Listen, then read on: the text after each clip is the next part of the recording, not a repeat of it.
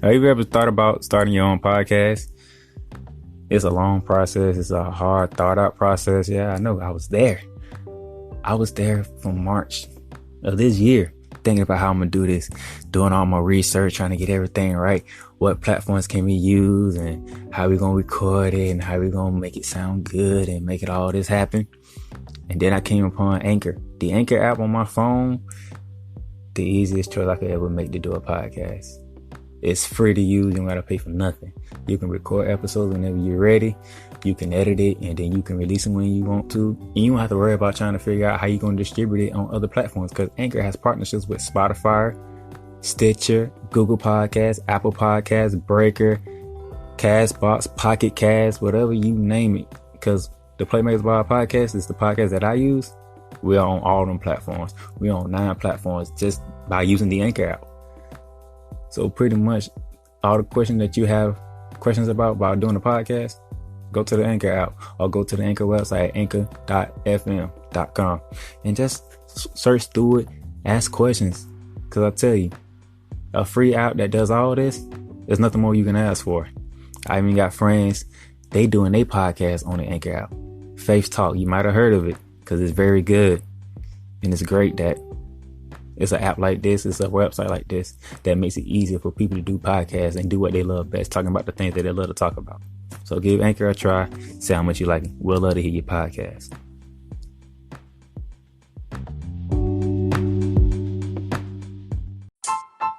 Good evening, ladies and gentlemen. It is I, the Bear of Texas, and it's great to be back to do some NBA talk representing the Playmakers Blog podcast.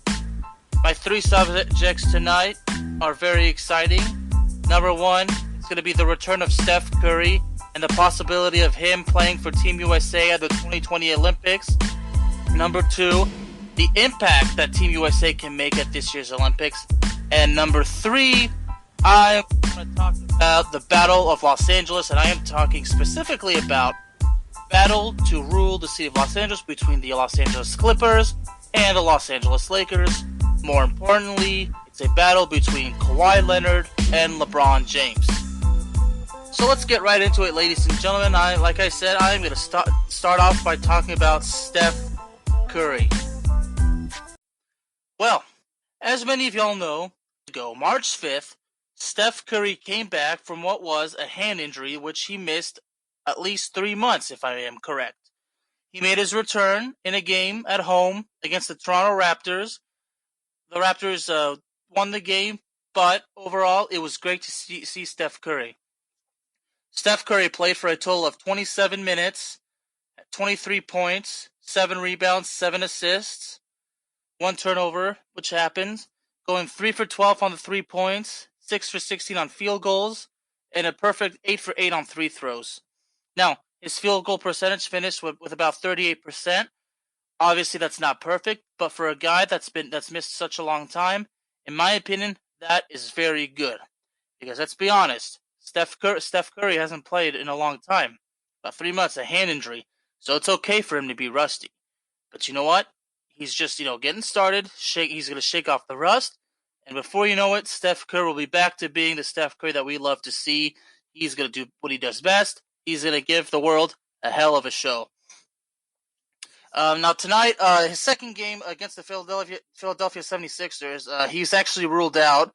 It seems that he's suffering from the flu, so it's a bit of a downer. I mean, this is 2 days after he returns. After it was an absence of 58 games.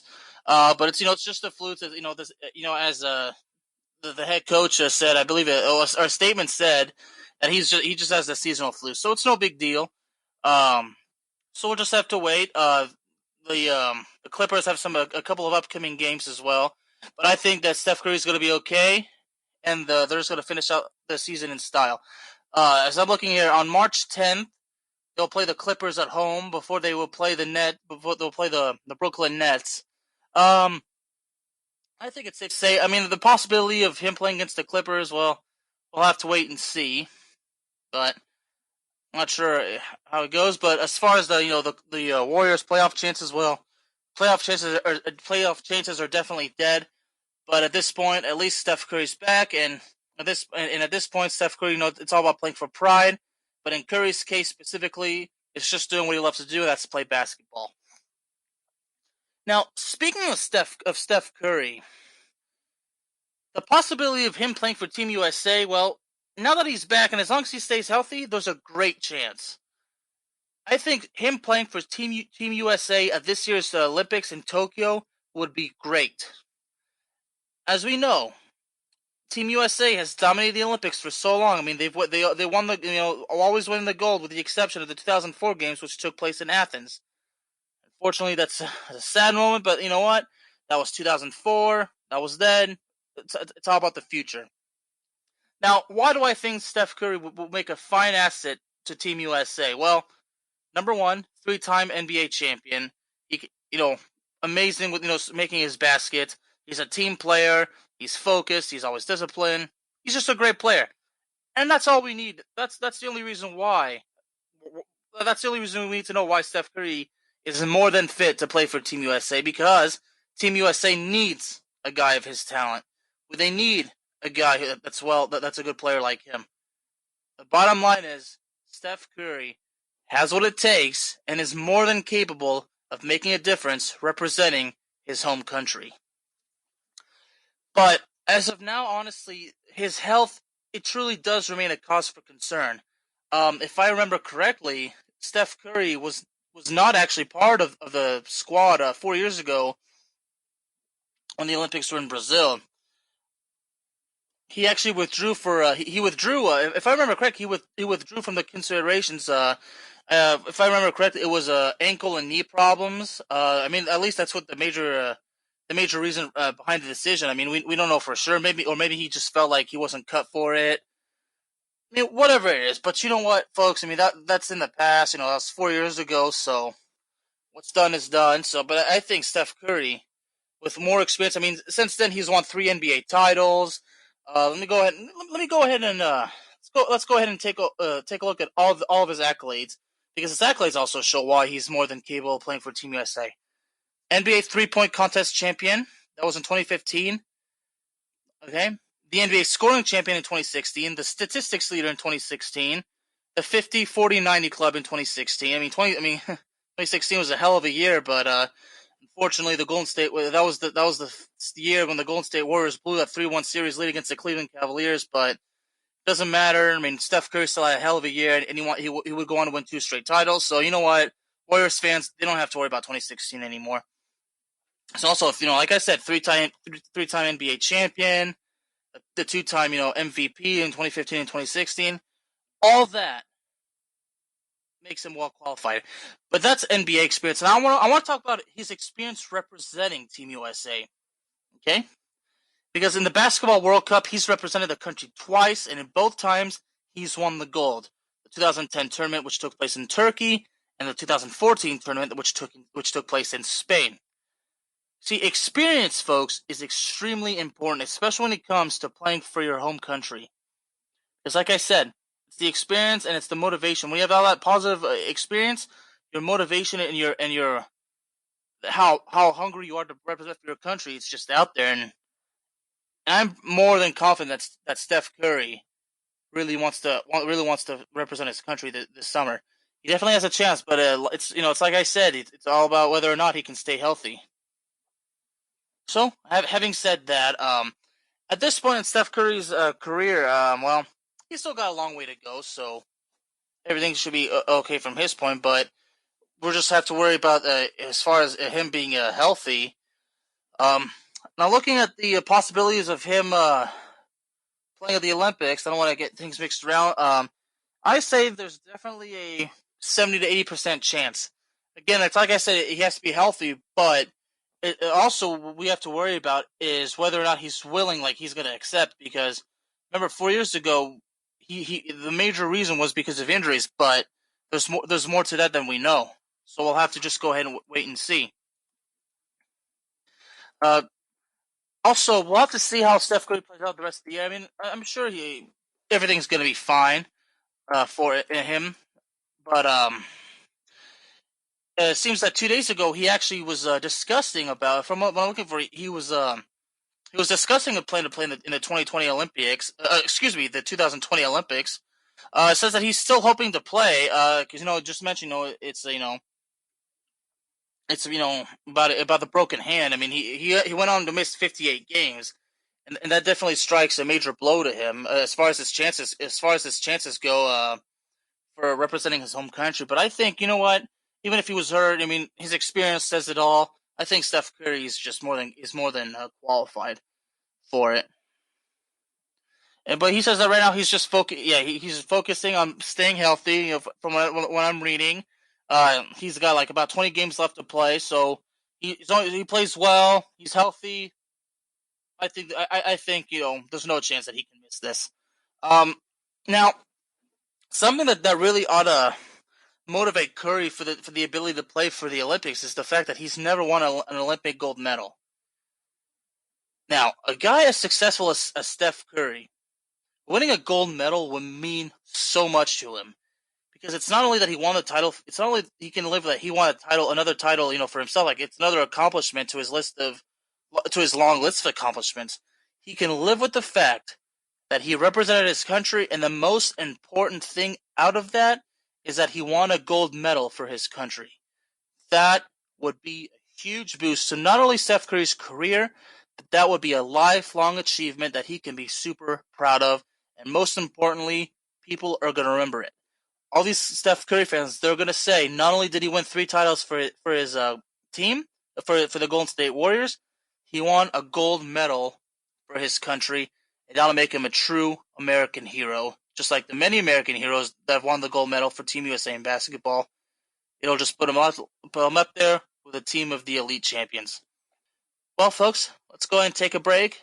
Do not go anywhere. I'll be back.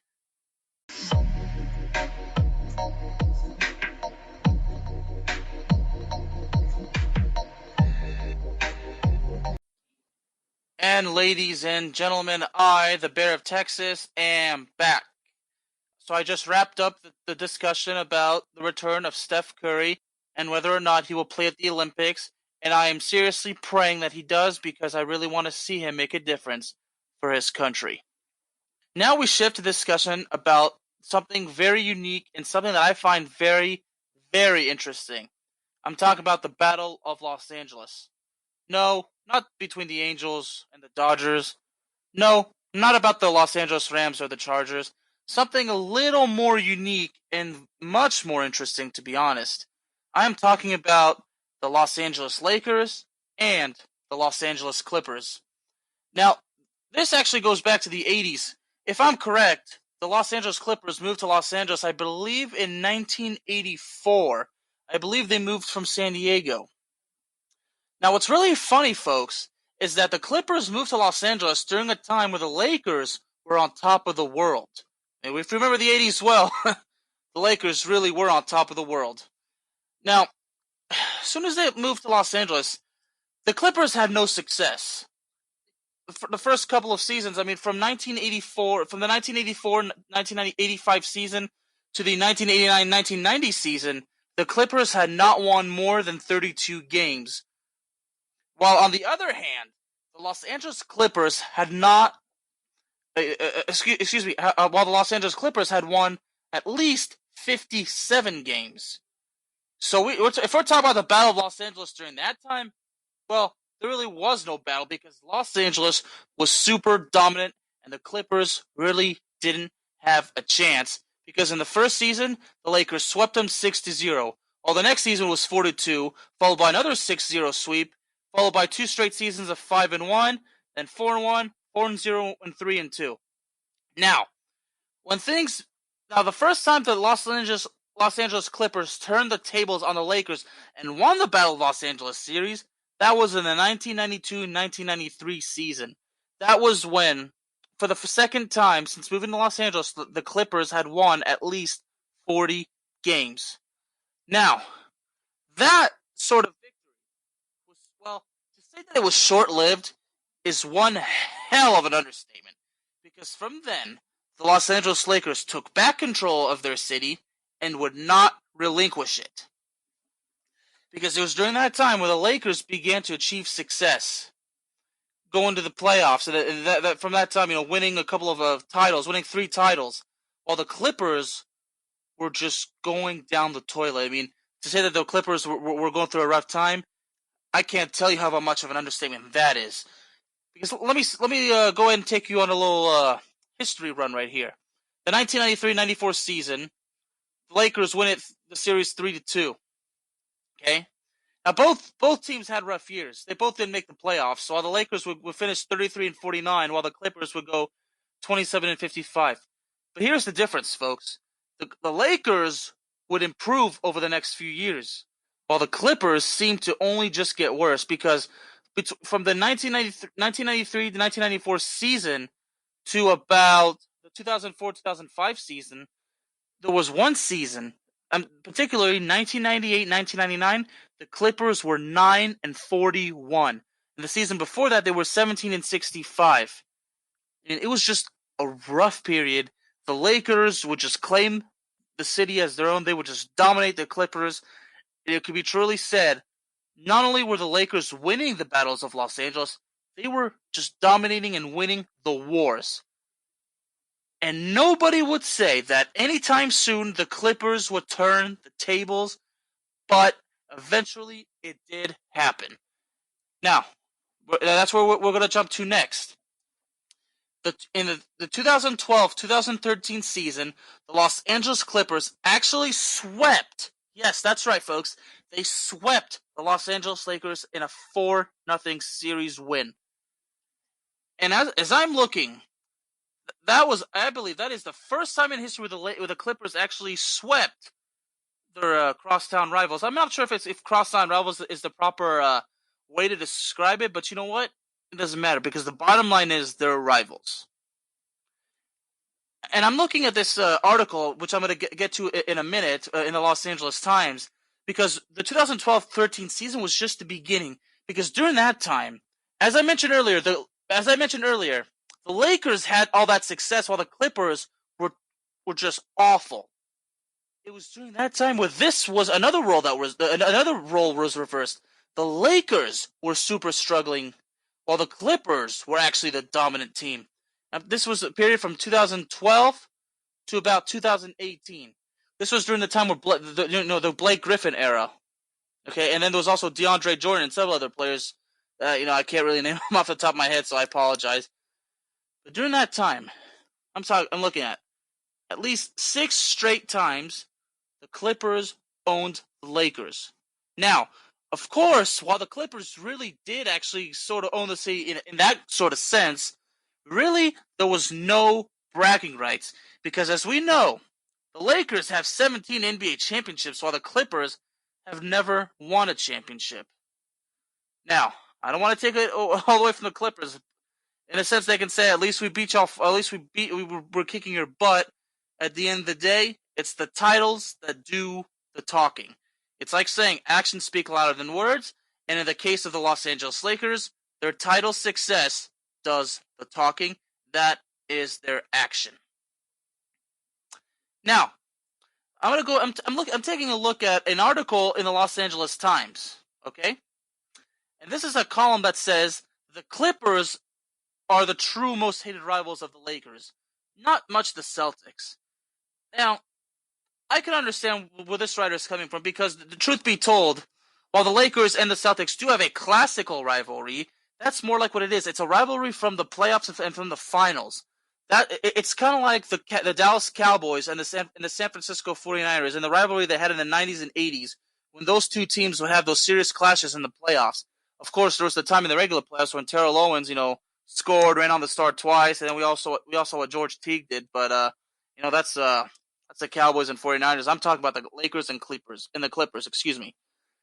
I really do agree that this is a stronger rivalry than the Celtics because these two teams play at least 3 times each season. I believe it's a total of 6 times if I'm correct. I'm just my head's spinning a little bit, so I apologize. But anyway, yes, it's actually 6 games, I think. You know what? I'm sorry, folks. I'm just getting confused. But the bottom line is, it's about who wins more times. So I apologize. I'm not sure if it's 6 games or whatnot. I'm honestly just not. I'm just paying very little attention. That's something I promise you that I'm working on. Now, from a period from 1980 to 2010, the Lakers have won 10 championships, and they've played in, I believe, 16 NBA Finals. Now, during that time, the Clippers have not really accomplished much. I mean, they've had a couple of playoff appearances. From 2011 from the 2010 to from the 2011-2012 season to the 2016-2017 season. The Clippers would continually make the playoffs, while the Lakers would miss the playoffs most of those years. So that was a time where, like I said, the tables were turned. But at the end of the day, it was still the Lakers that went on top because they had championship success under their belt. Now, does that really mean much? Well, it doesn't mean much to some people. But when you're just winning, but at the end of the day you're not getting anything, really, as far as bragging rights go, you have no bragging rights. Now, as I'm looking at this article, let's see, it's also about the fan base too. Like, which team has the more fans? And according to this, more than 65% of Lakers fans say that a lot of them hate the Clippers more than they hate the Celtics. So that's another proof in the pudding that this is a stronger rivalry than the Lakers and the Celtics. And I find this rivalry really interesting because it's good to see that if having two successful teams, which is going on at the moment, two very good teams, battling out in Los Angeles, it makes the rivalry only more interesting. Which brings me to this season, because I think that this season we're really seeing something unique with these two teams. Now, I'm going to go and take you. I have some notes right here. I'm going to go and take you based on how the season's kind of gone between the two. Now, as many of you know, the Lakers and the Clippers opened their season playing against each other, and the Clippers came out on top. The Clippers won with a final score of 112-102. Now, believe it or not, in the Lakers' case, it was not LeBron James or Anthony Davis who had the most points in that game. It was actually Danny Green, who had a total of 28. And Kawhi Leonard had 30 points on his side, and he went 1 for 5 on 3-point shots. Anthony Davis had 25 points, while LeBron James had 18. That's a combined of 43 points. LeBron James also had 10 rebounds and 8 assists. But they both Anthony Davis and LeBron James combined 1 for 7 on the 3-point shots. And that's, speaking of the 3-point shots, that's something I'm going to get to right at the end, because the 3-point shots has actually been a bit of an effect on both LeBron James and Anthony Davis in this year's Clippers and Lakers series. Now, we move on to Game 2, where the Clippers once again managed to pick up the win, this time 111-106. And while Kawhi Leonard improved vastly from the last one, had 35 points with 12 rebounds and 5 assists, and he went for a brilliant 5 for 7 on 3-point shots.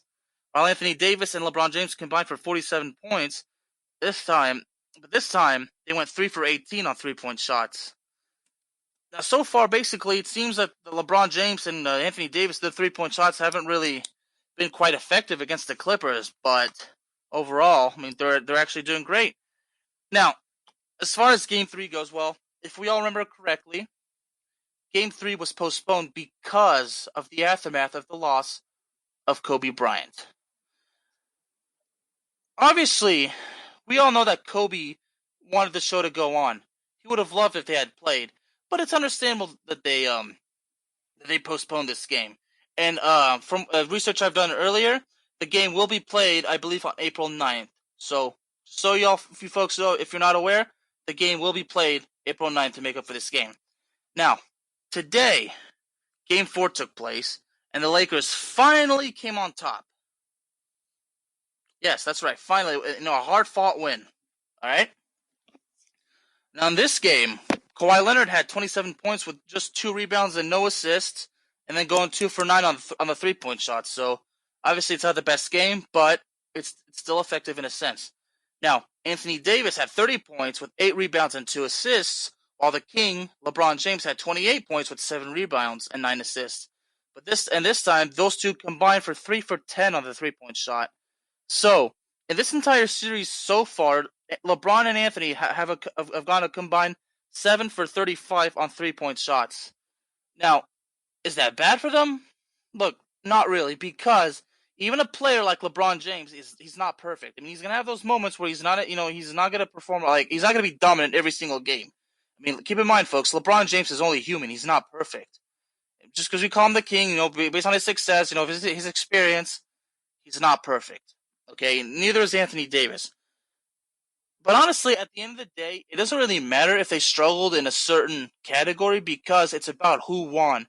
Although so far, the Clippers are leading the series 2-1, if I'm correct, there's also the game before that will be played, and that should just about settle it. Okay. Now, this game, this game right here, I'm looking at. See, also it's going back to the 3-point shots. Kawhi has gone 8 for 21 in total 3-point shots, and like I said, it's same thing for Kawhi. And I know it doesn't matter where you're struggling in the categories, as long as you put up a good performance overall, as long as your team wins. Nobody cares about it because Kawhi Leonard has 100 points, has scored almost 100 points total against the Lakers this year, while Anthony and LeBron have combined for about 150 points.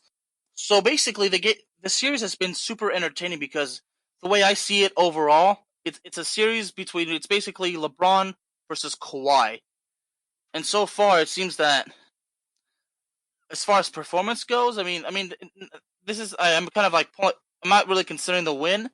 Overall on the court, both Kawhi and LeBron have made the rivalry really interesting because they've both played fantastically. And that's what makes a rivalry game very interesting. Most people, like most Clipper fans, really want to see the Lakers destroy the Clippers. And, Clippers want to see the Clippers destroy the Lakers. I see things differently when a rivalry game. Sure, it's great to see a blowout. But when you have a good game, you have two of the biggest superstars in the NBA playing in opposing teams, and they both put up a hell of a performance. Believe me, folks, that's when a rivalry game becomes very interesting. And in the case for the city of Los Angeles, that's when a Battle of Los Angeles series gets super interesting. Well, folks, this wraps it up for the Battle of Los Angeles. I'm going to take another break. Please do not go anywhere. I will be right back. Hey, this is Donnie, the Playmaker Says. I want to take a moment to thank you guys for listening to us at the Playmakers Bar Podcast. Just to let you know, if you're listening to us on iTunes, Apple Podcasts, why don't you go ahead and leave us a review, tell us what you think of the episodes that you listen to, what you think of the podcast in general. If you listen to, Anchor, Spotify, Google Podcasts, iHeartRadio, Radio Public, Castbox, or any other platforms that we're on, follow us. Download the episodes, let us know any kind of way that you want to let us know, whether it's on our Facebook page, the Playmakers Vibe Podcast, or on our Twitter page at Playmakers Stars. Just let us know, because we enjoy interacting with you guys and we want to show our appreciation. So follow us, like us, let us know how we're doing, and thank you for listening to the Playmakers Vibe Podcast.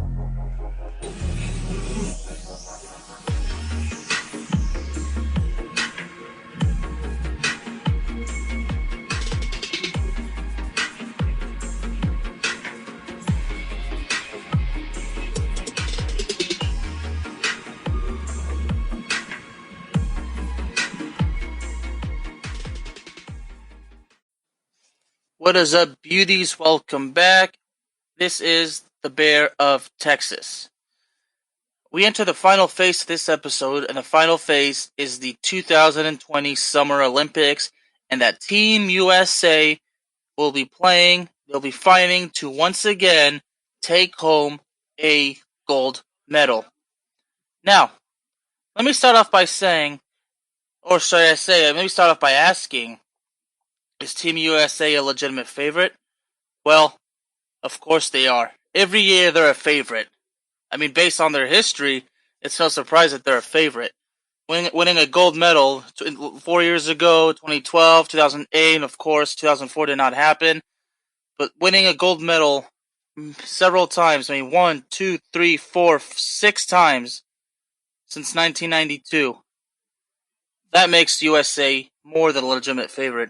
That has to make them the top hands-on favorites. Now, just because the US, based on their success, their experience, their mentality, their concentration, their talent, does that mean that they have an easy path to making it to the top of the Olympics this year? Well, absolutely not, because let me clarify one thing, ladies and gentlemen. There is no such thing as an easy win. Period. In all sports.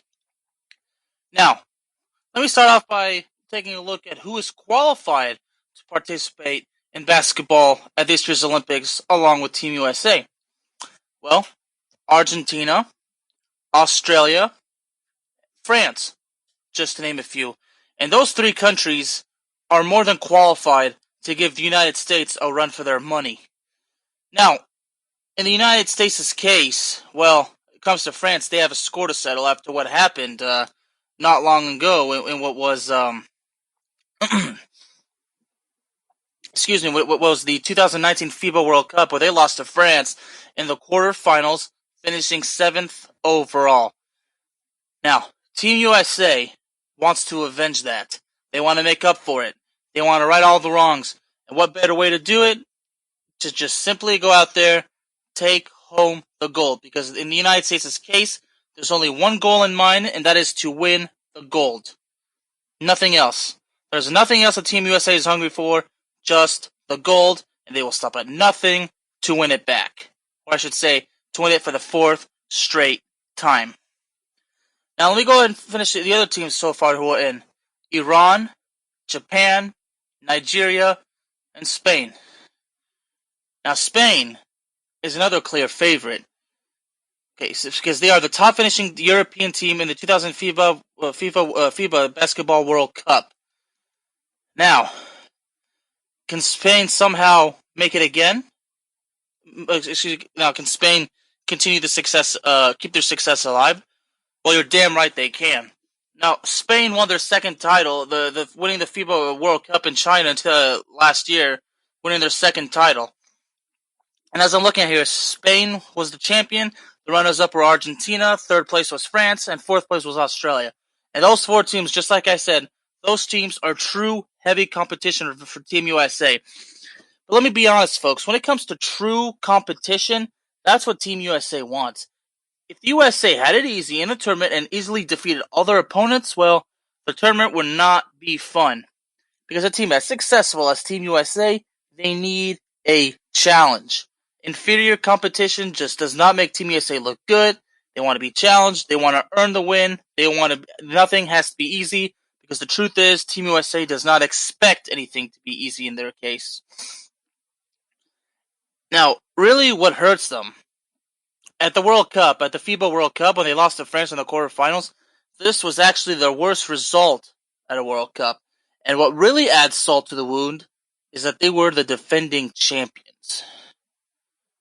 So, in this coming Olympics, folks, it's not just about winning the gold medal for the 4th consecutive time. It's just simply about righting the wrongs of things that happened in the past and just getting back to that top spot. Now, I want to take a moment and explain why France and Argentina, Australia, and Spain are serious competition. Well, because some of those teams, they've enjoyed some moderate success in basketball when it comes to international basketball. Of course, they're not Team USA, but at the end of the day, they're not inferior. They give a run for their money, especially Argentina, because, correct me if I'm wrong, but I believe it was Argentina that knocked out the United States back in 2004, was it not? Well, doesn't matter right now, because, it's in the past, and Team USA just has to do what's right and just, take the gold, as I mentioned already. Now, Argentina overall is a very dangerous team. Okay, and I wouldn't be surprised if they face off to one another again. Now, as I mentioned earlier, there won't be any easy games, but then again, it's not going to matter, because it's just the competition that makes the whole tournament very interesting. So now, as I wrap it up, the overall point is, folks, is that Team USA is going to be on a mission. They're going to have unique objectives, and that mission is not going to be easy, but at the end of the day, it shouldn't be easy, because what the Olympics are all about, it's about competition. And Team USA loves competition. As a matter of fact, there's probably no team that loves competition more than Team USA. Now, I am looking at the roster, well, not exactly the roster, but what I'm looking at right here, I'm looking at a list of 44 finalists who could be chosen to represent, 44 finalists that can be chosen to represent the 2020 U.S. Olympic men's team roster. Now, keep in mind, folks, only 12 of these players can be selected. Now the roster will not be announced till June, but the list of the potential finalists is absolutely exciting. Of course, 3-time Olympic gold medalist LeBron James is on the list. Now, what we really have to keep in mind is that LeBron James did not participate in the Olympics 4 years ago. 4 years ago, actually, Kevin Durant was the player that everybody talked about. Now, Kevin Durant's been out this year with an injury, and I'm really, really hoping that he gets cleared to play for Team USA, because if Kevin Durant plays again, plays better than ever, it's like that, this team can be stronger than the team 4 years ago, because another goal for the Team USA is to come to the Olympics stronger and better and more focused than ever. It's all about being better than before. It's all about shocking the world in a sense. The point is, it's about being better and better and better and better, because every 4 years to win the gold medal, it just gets harder and harder and harder, and nobody knows that better than Team USA. Now, let me take y'all on a bit of a run from what I'm looking. Now, this finalist, includes obviously it's headed by the 3-time Olympic gold medalist LeBron. It includes 9 members of the gold medalist team from 4 years ago, 7 gold medalists from the team that won the gold in 2012, and all 12 members of the USA's 2019 FIBA World Cup, which of course did not end well. Now, if a majority of those players from that tournament are selected, they will be hungry and they will be determined to right all the wrongs, and that's going to make Team USA's mentality and team chemistry more than simply one of a kind. Now, this came out last month, February 10th. Now, as I go through this list, it starts off with Bam Adebayo, who plays for the Miami Heat, LaMarcus Aldridge, who plays for the San Antonio Spurs, Harrison Barnes with the Sacramento Kings, Bradley Beal of the Washington Wizards, Devin Booker with the Phoenix Suns, Malcolm Brogdon with the Pacers, Jaylen Brown with the Boston Celtics, Jimmy Butler with the Heat, Mike Conley with the Jazz, Steph Curry with the Golden State Warriors, Anthony Davis with the Lakers, DeMar DeRozan with the Spurs. The list just gets better. And I don't want to get too deep, but also but I have to mention some names.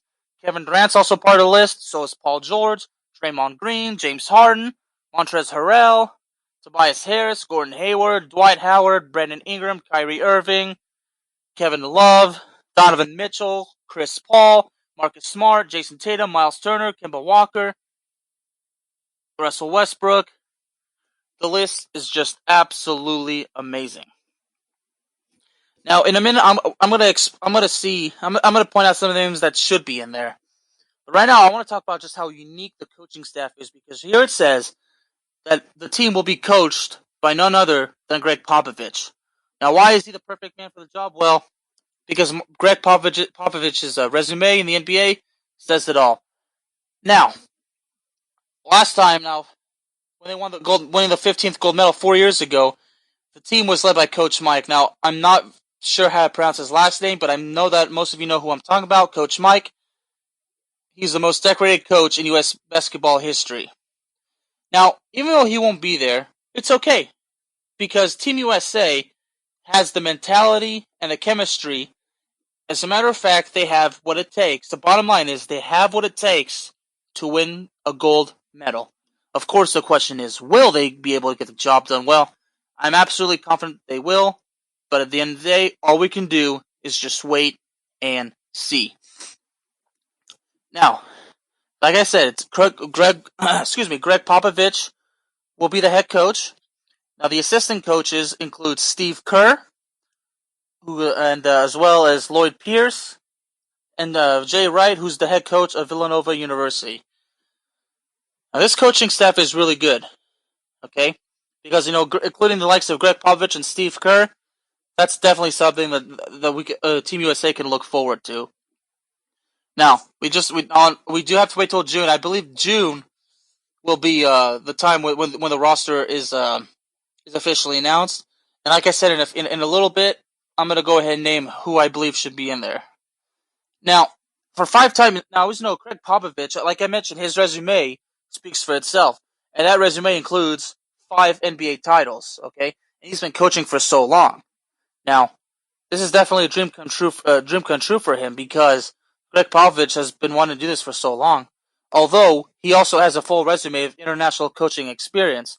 So basically, his experience also does the talking as well as the accomplishments. So it's pretty simple that Greg Popovich is more than capable of leading Team USA to victory.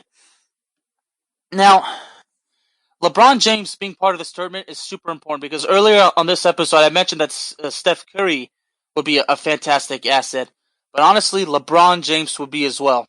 Because LeBron James has won an Olympic gold medal 3 times, okay? In 2008 and 2012. Excuse me, I'm actually wrong. He's a 2-time gold medalist. He won the bronze in 2004 and then the gold in 2008 and 2012. Excuse me, I made a mistake. I'm just glad I caught that. Now he's attempting to make his 4th with the U.S. Olympics team. Now, if LeBron James does appear with in the Olympics this year, he would tie with Carmelo Anthony all time for appearances with 4, which is the most by any U.S. male basketball player in history. Okay. So that being said, that's my first choice. LeBron James must be on the team. That's number 1.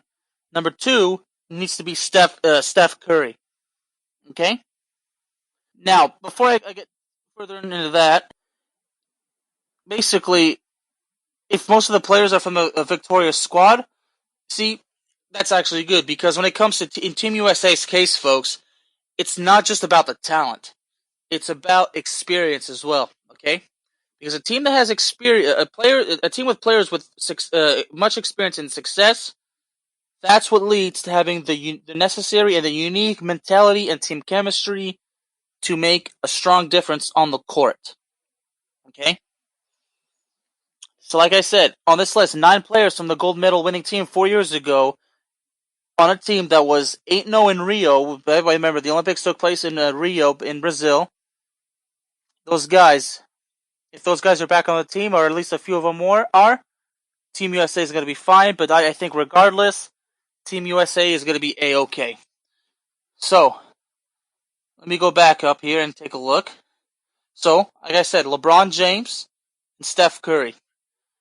Now, who else? I want Kevin Durant. Because Kevin Durant made such a difference 4 years ago. As long as he's healthy and as long as he can shake off the rust and stay healthy and be ready to go, I think he's going to make a difference again. That's 3. Another one, in my opinion, should be Chris Paul. Because Chris Paul's veteran experience is just a big piece of the puzzle. His experience, his mentality, and of course his skill is a huge asset. Now, another one, Marcus Smart, because Marcus Smart has really made a huge difference since he's arrived in the league with the Boston Celtics. Marcus Smart, without question. Jason Tatum as well. And Kemba Walker. Just to name a few. Now, I'm not going to go all the way, but I'm probably going to finish it with I think Anthony Davis should be as well. Now, at the end of the day, folks, these guys who should be on the team, it's simply just my opinion, but I'm just saying these names would do well for Team USA because Team USA needs all the talent and all the skill and everything they need. The talent, the skill, the mentality, whatever. They need as much of it as possible. Because Team USA needs to have a team with endless depth and a team with always a backup plan in case somebody gets hurt. It's all about being more than one step ahead of their opponent. Now, what's really interesting is that 5 Lakers were named finalists to the 2020 U.S. Olympics team's roster. Of course, they're LeBron James, Anthony Davis, Dwight Howard, Kyle Kuzma, and JaVale McGee. Now, I think out of those guys, obviously LeBron and Anthony Davis are definitely the top, basically the strong favorites, but we'll have to see how it goes. Now, LeBron James did tell reporters back in December that there's, quote, a possibility that he'll play this summer at the Tokyo Games. And of course, just like I said, if he chooses to play, he's going to tie Carmelo Anthony's record of 4 appearances in the Olympics for the Team USA. Okay? And what's even interesting, you see, and I mentioned how Greg Popovich being the coach of the team is special because, from what I'm reading here, according to Sports Illustrated, right here, LeBron James expressed an admiration for a coach who has taken, he took the Spurs to the playoffs in 22 straight seasons. Now, Anthony Davis was part of the team that in 2012, played in 2012, and Dwight Howard was there in 2008. So those guys have experience. So I think Dwight Howard has a chance of being selected too. But at the end of the day, it's going to be extremely difficult for a decision to be made because Team USA has so much talent. It may seem extremely difficult who's worthy of playing because 44 finalists, but only 12 get selected. Now, I want to take a moment and look at Harrison Barnes. Now, I'm a Mavericks fan, as many of you folks know, and Harrison Barnes, played for a time with the Dallas Mavericks until he was traded for the Kings, which I really didn't like. But I guess the Mavericks did what had to be done.